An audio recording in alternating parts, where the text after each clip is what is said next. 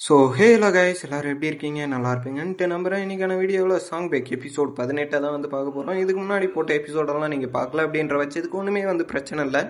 சேனலோட பிளேலிஸ்ட்டில் வந்துருக்கு, நீங்கள் பார்க்கணும் அப்படின்ற பட்சத்துக்கு போய் பார்த்துட்டு வந்துருங்க. அப்படின்னா மட்டும்தான் இந்த ஸ்டோரி லைன் வந்து புரியும். எனக்குமே வீடியோ போடுறதுக்கு ஒரு மோட்டிவேஷன் வந்து வரும்.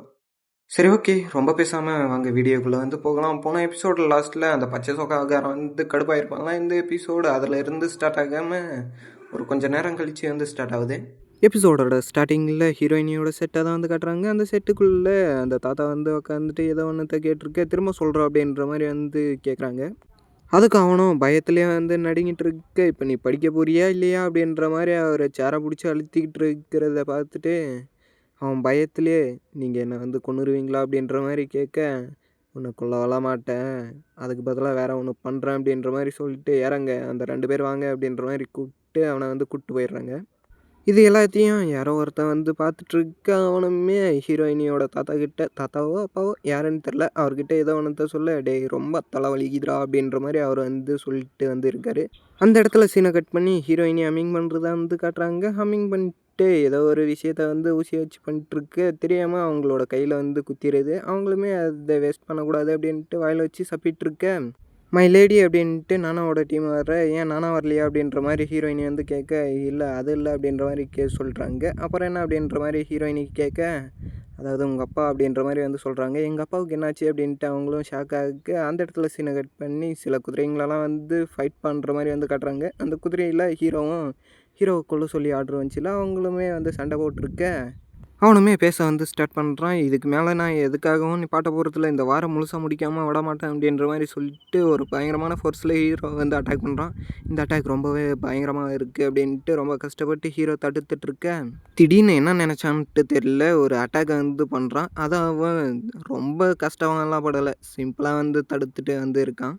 ஹீரோவுக்கு சரியான ஷாக்கு, எது இந்த அட்டாக்கை வந்து தடுத்துட்டானா அப்படின்ட்டு. என்னடா குட்டி பையா, உங்ககிட்ட இருக்கிறதுல இதுதான் ரொம்ப பவர்ஃபுல்லான அட்டாக் மாதிரி வந்து தெரியுது, அதனால தான் இவ்வளோ ஷாக் ஆகுறியா அப்படின்ற மாதிரி அவனும் கேட்க, கேட்டுட்டு விட்டுருவான்னு பார்த்தா ஒரு பயங்கரமான அட்டாக்கு எடுத்து அடிக்கிறான் ஹீரோவை. அதில் இருந்து ஹீரோ தப்பிச்சானா என்ன அப்படின்றதெல்லாம் வந்து தெரியல. ஒரு ஃப்ளாஷ்பேக்கை தான் வந்து காட்டுறாங்க. அந்த இடத்துல தாடிக்கார கிழவனும் முன்னாடி ஏகப்பட்ட சோல்ஜர்ஸாக அவன் பிடிச்சி வச்சிட்டு இருக்க, கொஞ்சம் நக்கலாக வந்து பேசிட்டு வந்து இருக்கான். அந்த இடத்துல சீனை கட் பண்ணி இப்போ கரண்ட்டில் தான் வந்து காட்டுறாங்க. டே குட்டி பையா, நீ இன்னும் வளரணும், என்கிட்ட எல்லாம் இப்போதைக்கு நீ வந்து சண்டை போடாத அப்படின்ற மாதிரி அவன் குதிரையை திருப்பிட்டு கிளம்ப, டேய் ஆம்பளையாக இருந்தால் என் கூட வந்து சண்டை போடுறா அப்படின்ற மாதிரி ஹீரோ அவனை கடுப்பேற்றுறான். இதோ வந்துட்டேன்டா அப்படின்ட்டு அவனுமே குதிரையில் செம்ம ஃபோர்ஸாக வந்து வரான். ஹீரோவுமே அதை எப்படியாச்சும் வந்து தடுக்கணும், இல்லாட்டி நான் வந்து இறந்துருவேன் அப்படின்ற மாதிரி யோசிச்சுக்கிட்டு வந்து இருக்க, திடீர்னு ஹீரோவுக்கு இதை ஒன்று வந்து ஞாபகம் வருது. அதாவது அந்த கோழிக்கொண்ட மண்டையன்ட்டு வந்து சொல்லியிருப்பான்ல, ஹீரோயினியை காப்பாற்றினவன், அவனை தான் வந்து அவங்ககிட்ட தான் வந்து பேசிகிட்டு இருக்கான். ஹீரோ அவன்கிட்ட, நீ எப்படி இவ்வளோ கஷ்டமான அட்டாக்கெல்லாம் டாட்ஜ் பண்ணுற அப்படின்ற மாதிரி கேட்க, அதுக்கு அவனும் ஒன்றுமே இல்லை, நீ ஃபோக்கஸ் பண்ணி அந்த அட்டாக்லேருந்து தப்பிச்ச அப்படின்னாலே அதுவே போதுமானது அப்படின்ற மாதிரி அவன் சின்ன அட்வைஸை வந்து கொடுக்குறான். அதுக்கேற்ற மாதிரி இப்போ ஹீரோவும் ஒரு ஃபோக்கஸ்க்கு வந்து போனவன் சும்மா இல்லாமல் குதிரையை கட்டி வச்சுருந்த அந்த கயிறையுமே வந்து ரிலீஸ் பண்ணிட்டு இப்போ அவன் தனியாக வந்து கீழே வந்து இருக்கான். டே நீ என்ன நினச்சிட்ருக்க அப்படின்ற மாதிரி அவனுமே அந்த தாடிக்காரக்கெல்லாம் அட்டாக் பண்ண வந்து வர, செத்து போடா அப்படின்ட்டு அவனுமே வந்து அட்டாக் பண்ண வந்து வரான். ரொம்ப ரொம்ப கிட்ட வந்து வந்துடுறான். ஒன்றுமே ஹீரோ அந்த ஃபோக்கஸ்லேருந்து வெளியே வராமல் அந்த பொசிஷன்லேயே வந்து இருக்க, திடீர்னு அவனுக்கு பழைய ஞாபகங்கள்லாம் வருது. எந்தெந்த அட்டாக்கெல்லாம் யூஸ் பண்ணலாம் அப்படின்ற மாதிரி அவனும் யோசிச்சுட்ருக்க, அவனுமே கிட்ட வந்து வந்துடுறான். இவன் ஒன்றுமே கண்ணை திறக்காமல் இருக்க, திடீர்னு அவனோட அண்ணன் ஞாபகம் வந்து வருது. என் அண்ணன் என்னை லாஸ்ட்டாக விட்டுட்டு போனான் அப்படின்ற மாதிரியெல்லாம் யோசிச்சுக்கிட்டு, என் அண்ணன் ரொம்பவே வந்து ஸ்ட்ராங்காக இருந்தான், அதனால தான் என்னை வந்து விட்டுட்டு போயிட்டான், ஆனால் இப்போ நினச்சாலுமே நான் அவனுக்கு கிட்ட வந்து போக முடியும் அப்படின்ற மாதிரி சொல்லிட்டு ஹீரோவுமே கண்ணை திறக்க அந்த இடத்துக்கு கிட்ட வந்து வந்துடுறான். உடனே அட்டாக் பண்ணலாம் அப்படின்ற மாதிரி அவனும் எடுத்து ஒரு அட்டாக் பண்ணலாம் அப்படின்னு வந்து போகிறான். ஆனால் அதுக்குள்ளவே ஹீரோ ஒரு மூமெண்ட்டை போட்டு தப்பிச்சேன்.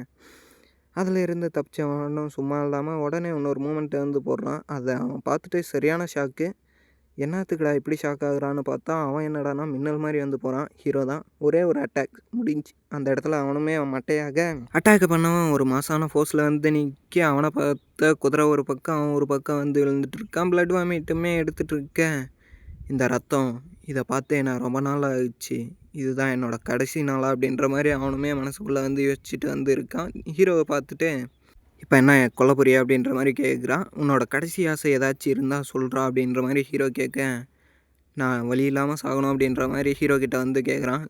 சரி செத்து போனாயே அப்படின்ற மாதிரி ஹீரோ சொல்ல நான் இந்த சாவை ஏற்றுக்கிறேன் அப்படின்ற மாதிரி அவன் கொஞ்சம் சென்டிமெண்ட்டாக பேச வந்து ட்ரை பண்ணுறான். இருந்தாலும் வரலை. அந்த இடத்துல சீனை கட் பண்ணி ஹீரோட டீமை தான் வந்து காட்டுறாங்க. ஹீரோ டீமில் இருக்கிற எல்லாருமே சரியான ஷாக்கு. என்ன அப்படின்னா அந்த தாடிக்காரன் செத்துட்டான் அப்படின்றது தான். அந்த தாடிக்காரனை ஹீரோ வந்து தூக்கிட்டு வர தலையே தான், வேறு எதுவுமே இல்லை. முன்னாடி எல்லாருமே வந்து போயிட்டுருக்கு. இது ஒரு இடத்துல போயிட்டு பார்த்தா நிறைய பேர் வந்து இறந்து கிடக்குறாங்க. எந்த இடத்துல அப்படின்ட்டு ஹீரோவுமே வந்து போக முன்னாடி தான் அந்த கவர்னருமே வந்து உக்காந்துட்ருக்கான் ரொம்ப காயத்தோட. ஹீரோ கிட்ட போக அவனுமே கண்ணை திறந்து பார்த்துக்கிட்டு நீ ஒரு வழியாக வந்துட்டியா, அவனை கொன்னுட்டியா அப்படின்ற மாதிரி வந்து கேட்குறான். இந்த அவனோட தலை அப்படின்ற மாதிரி பையில் இருந்த தலையை அவன் கீழே போட நீ ஒரு வழியாக சாதிச்சிட்ட, எனக்கு கொடுத்த வாக்கையும் நீ காப்பாற்றிட்ட அப்படின்ற மாதிரி சொல்ல ஹீரோ நான் எப்படா அவனுக்கு வாக்கு கொடுத்தேன் அப்படின்ற மாதிரி வந்து பார்க்குறான். சரி இதுதான் என்னோடய லாஸ்ட்டு மூச்சு அப்படின்ற மாதிரி சொல்ல ஹீரோ வந்து சரியான ஷாக்கு. அவ்வளோதான். அந்த இடத்துல கவர்னர் கையில் வச்சுருந்த ஸ்வாடுமே அவர் லூஸ் விட அந்த இடத்துலையே வந்து அவன் வந்து சாகிறான். ஹீரோ இப்போ மனசுக்குள்ளவே இந்த மனுஷன் எதையோ ஒரு க்ளூவை வந்து விட்டு போயிருக்கான் அப்படின்ற மாதிரி அவன் போட்டு வச்ச இதை வந்து பார்க்க இப்போ அந்த கவர்னரோட ஆன்மா வந்து ஹீரோ கிட்ட பேசுகிற மாதிரி வந்து தெரியுது.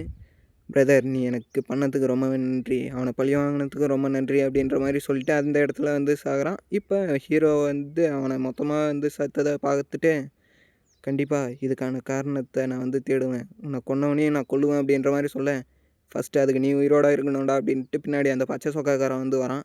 உன்னால தான் என்னோட எல்லா பிளானுமே வந்து நாசமாக போச்சு, உன்னை கொல்லாமல் விட மாட்டேன் அப்படின்ற மாதிரி அவன் கத்திக்கிட்டே அட்டாக் பண்ண வந்து வர இவனை பார்க்க அவனை மாதிரியே வந்து இருக்கே அப்படின்ட்டு ஹீரோ வந்து யாரையோ ஒருத்தர் வந்து யோசிக்கிறான்.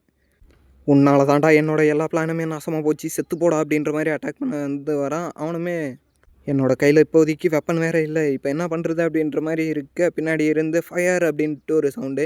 என்னடா அப்படின்ட்டு பின்னாடி 2 பேருமே திரும்பி பார்த்தா 1000 கணக்கில் ஹேரோஸ் வந்து அட்டாக் பண்ண அந்த இடத்துல ஹீரோவை வந்து அட்டாக் பண்ணல, அதுக்கு பதிலாக அந்த பச்சை சொக்காக்காரனை தான் வந்து ஸ்ட்ரைட்டாக வந்து அட்டாக் பண்ணுது. இதில் எனக்கு ஒரு டவுட் என்ன அப்படின்னா அதில் ஹீரோவையும் அட்டாக் பண்ணுற மாதிரி தான் ஹேரோஸ் வந்து வந்துச்சு. ஆனால் ஹீரோ மேலே ஒரு அட்டாக் கூட வந்து படலை, அவன் மேலே மட்டும் பட்டு அவன் அந்த இடத்துலேயே வந்து சாக பின்னாடி இருந்து அவனுங்களுமே குதிரையில் வந்து வராங்க. இவனை ஞாபகம் இருக்கும் அப்படின்ட்டு வந்து நம்புகிறேன். கவர்னர் கூட சரக்கடிச்சிட்டு வந்து இருந்திருப்பான்ல ஒரு பவுலியனில், அவன் தான் இவன். நீங்கள் இங்கே என்ன பண்ணுறீங்க அப்படின்ற மாதிரி ஹீரோ கேட்க அதை நான் உங்ககிட்ட கேட்க வேண்டியது, நீ இங்கே என்ன பண்ணுற அப்படின்ற மாதிரி கேட்க நான் கவர்னரை பார்க்க வந்தேன் அப்படின்ற மாதிரி வந்து சொல்கிறான். கவர்னர் எனக்கு லாஸ்ட்டாக ஒரு சத்தியத்தை வந்து பண்ணி கொடுத்தாரு அப்படின்ற மாதிரி சொல்ல என்ன சத்தியம் அப்படின்ற மாதிரி அவன் கொஞ்சம் ரூடாகவே வந்து கேட்க அதெல்லாம் அவங்ககிட்ட சொல்லணும் அப்படின்ட்டு எனக்கு எந்த ஒரு அவசியமும் இல்லை அப்படின்ற மாதிரி சொல்ல அவன் கடுப்பாக வந்து ஆகிறான். இப்போ நீ சொல்லலை அப்படின்னா இந்த இடத்துல நீ உன்னை வந்து கொல்லுவேன் அப்படின்ற மாதிரி அவன் சொல்ல உன்னால் முடிஞ்சதை பண்ணிக்க அப்படின்ற மாதிரி சொல்கிறான். அதுக்கு அவனுமே செம கடுப்பாக ஹீரோ ஒன்றுமே பண்ணாமல் அவனை கிராஸ் பண்ணிட்டு வந்து போகிறான். கிராஸ் பண்ணிட்டு போகும்போதே அவனும் ஏதோ வந்து சொல்ல ஹீரோ வந்து சரியான ஷாக் வந்து ஆகிறான். என்ன அப்படின்ட்டு முழுசாக வந்து எதுவுமே வந்து சொல்லலை. இந்த இடத்துல சீனை கட் பண்ணி நான் வந்து இந்த எபிசோடை வந்து முடிக்கிறேன். ஓகே டாட்டா பாய் பாய். அப்புறம் இன்றைக்கி என்ன நடந்தாலும் சரி நைட்டு 12 மணி ஆனாலும் கூட இன்றைக்கி 2 வீடியோ வந்து வந்துடும். அந்தளவுக்கு டைம் எடுக்காது அப்படின்ட்டு வந்து நம்புகிறேன். இருந்தாலும் கூடிய சீக்கிரத்தில் இன்னொரு வீடியோ வந்து வந்துடும், நம்பலாம். இந்த வீடியோ உங்களுக்கு பிடிச்சிருந்துச்சி அப்படின்ற பட்சத்தில் என்னோடய சேனலை சப்ஸ்கிரைப் பண்ணிட்டு அப்படியே லைக்கு ஷேரு கமெண்ட்டு இதெல்லாம் வந்து போட்டு விட்டு போனீங்க அப்படின்னா எனக்குமே அடுத்தடுத்த வீடியோ போடுறதுக்கு ஒரு மோட்டிவேஷன் வந்து வரும், பண்ணுவீங்கன்ட்டு நம்புகிறேன். சரி ஓகே டாட்டா பாய் பாய். நாளைக்கு ஒரு நல்ல எபிசோடில் வந்து பார்க்குறேன். சரி இன்றைக்கி நைட்டுக்குள்ளே ஒரு நல்ல எபிசோடில் வந்து பார்க்குறேன். பாய் பாய்.